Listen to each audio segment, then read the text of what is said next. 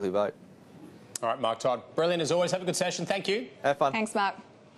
Well, New Zealand is open for business. Let's see where it's tracking right now. We're off about 0.2%, so really following that cautious lead that we do have from global markets. Yeah, SPI futures, though, for our own market still suggesting a bit of a positive open. But sticking with New Zealand's economy, continuing to go from strength to strength. Business sentiment continuing its upward trend. Well, for more, we're joined by Johnny Weiss, CEO of the Trans-Tasman Business Circle.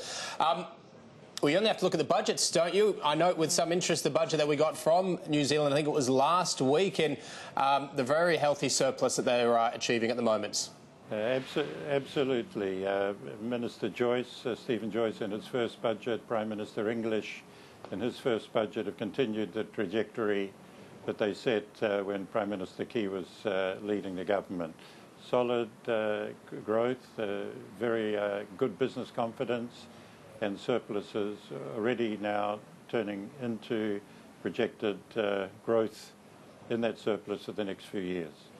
Yeah, well, speaking of that surplus, I think they're probably the envy of a lot of developed nations around the world. It's not often we talk about budget surpluses. I mean, you know, us here in Australia, should we be taking some cues from what New Zealand's doing?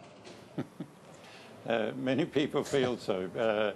One has to look at the economic circumstances of New Zealand, very different to Australia. The imperative to change was felt already about 8 years ago.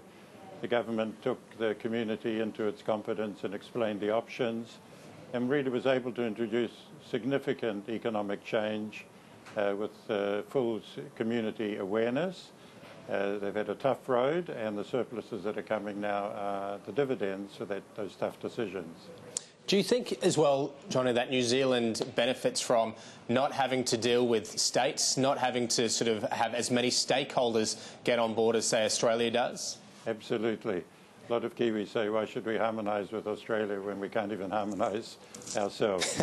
But there's also the matter of, good leadership and strong leadership. And Prime Minister Turnbull, is doing a terrific job, but facing very, very difficult Senate. We know that. This is not a new issue. New Zealand only has one House of Parliament for a long time. It's got an MMP system, which is a proportional system, so it also has to juggle political parties. But the Senate obstruction, which has impacted on a number of recent prime ministers, is debilitating for business decision making. Johnny, one of the problems we have here is business investment. Recently we saw those figures looking okay, but the outlook fairly weak. What about in New Zealand? Confidence and conditions seem to be, pretty solid over there. Yes, definitely. Well, in Australia we're seeing the investment move from the mining to the non-mining sector, and the Reserve Bank is pleased with how that investment is going. In New Zealand, didn't have a mining boom. It's had a much steadier investment pattern, much more dependent on commodities, dairy in particular. But there's that confidence that business has with good policy making, which allows it to invest without radical policy change at the top.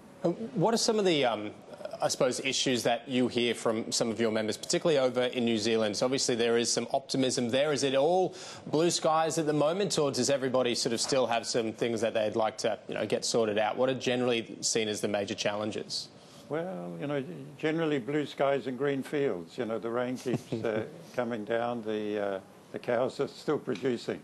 But basically, there's some interest. We have a general election in New Zealand in September. The government's laid down its position very clearly in the budget of rewarding the community, a lot of social investment. But business is very confident that it comes from the dividend, very good economic decision making. But, generally, migration is still going up, housing prices, yes, not too dissimilar to Australia. So generally it's pretty good and holding in there. All right, fantastic. Johnny, we'll leave it there. We appreciate talking to you as always. Thank you. We're going to take a quick break. When we come back, we'll talking about the economy. It's a big read in terms of